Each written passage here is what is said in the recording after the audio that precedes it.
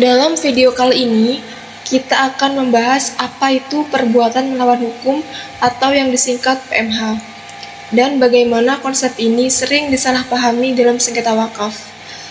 PMH diatur dalam pasal 1365 KUH Perdata, yang bunyinya tiap perbuatan yang melanggar hukum dan menimbulkan kerugian bagi orang lain. PMH terjadi ketika seseorang melakukan tindakan melawan hukum dan menimbulkan kerugian. Unsur dari PMH itu sendiri terdiri dari perbuatan melawan hukum, kerugian, kesalahan, dan hubungan sebab akibat. Selanjutnya, wakaf tidak dapat ditarik kembali. Dalam hukum wakaf, begitu ikrar wakaf diucapkan dan disahkan, harta tersebut tidak lagi menjadi milik pribadi. Karena itu, upaya menarik kembali harta wakaf biasanya tidak memenuhi unsur PMH. Justru bisa menjadi potensi PMH jika tindakan tersebut merugikan.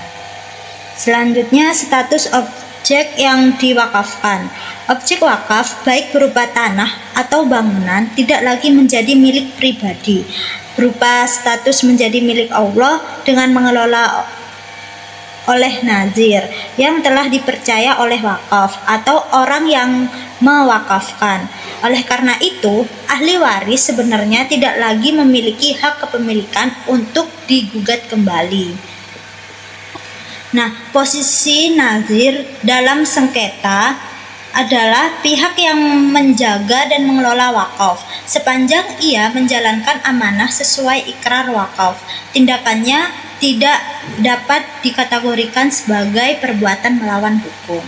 Selanjutnya, mengapa perbuatan melawan hukum atau PMH muncul dalam sengketa wakaf? PMH sering dikaitkan dengan sengketa wakaf karena penggugat merasa ada penguasaan tanpa hak atas objek yang sebenarnya sudah diwakafkan. Baik ahli waris yang belum memahami bahwa setelah wakaf sah, tanah tersebut bukan lagi bagian dari tanah warisan. Kesalahpahaman tentang status kepemilikan inilah yang memicu tuntutan perbuatan melawan hukum dan menjadi akar munculnya sengketa. Untuk contoh kasus dari PMH yang dalam sengketa wakaf, yaitu penggugat yang menganggap bahwa dirinya sebagai ahli waris yang berhak atas objek sengketa menggugat PMH untuk menarik kembali tanah objek sengketa. Tergugat di sini mempertahankan status wakafnya karena ia sebagai nazir atau pengelola objek sengketa wakaf, sehingga tanah tersebut sah dan diwakafkan serta tidak bisa ditarik kembali. Terima kasih telah menyaksikan video ini. Semoga bermanfaat dan menambah pemahaman kita semua.